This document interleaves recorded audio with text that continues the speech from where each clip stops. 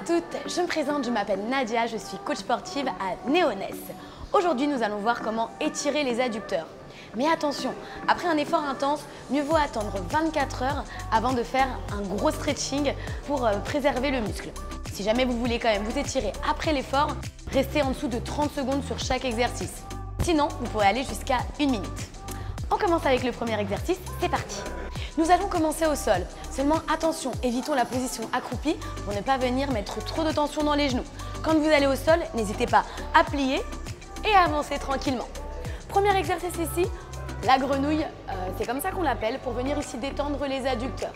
Écartez bien ici les genoux et mettez les pieds alignés avec les genoux. Soit vous posez les coudes au sol, soit la tête selon votre souplesse et votre confort. Une fois qu'on est bien ici, on vient vers l'avant et vers l'arrière pour essayer de trouver sa tension maximale. Une fois qu'on l'a trouvé, utilisez bien votre souffle pour pouvoir aller plus loin. On inspire et en expirant, on essaye d'ouvrir un petit peu plus.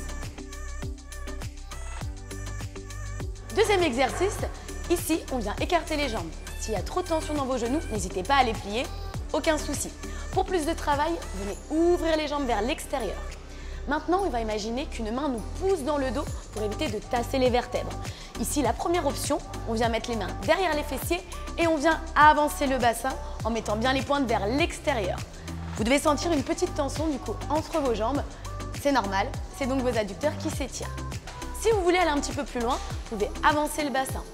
Si vous ne sentez toujours pas, venez ici sur le côté, appuyez sur vos jambes, toujours en gardant le dos bien droit. Et enfin, si votre souplesse vous le permet, n'hésitez pas à venir vers l'avant, toujours en poussant bien les doigts de pied vers l'extérieur. Ici, n'oubliez pas de dos rond, sinon vous allez vous causer plus de tension et vous allez vous faire plus de mal que de bien. Un autre exercice, mais cette fois un peu plus sur le psoas.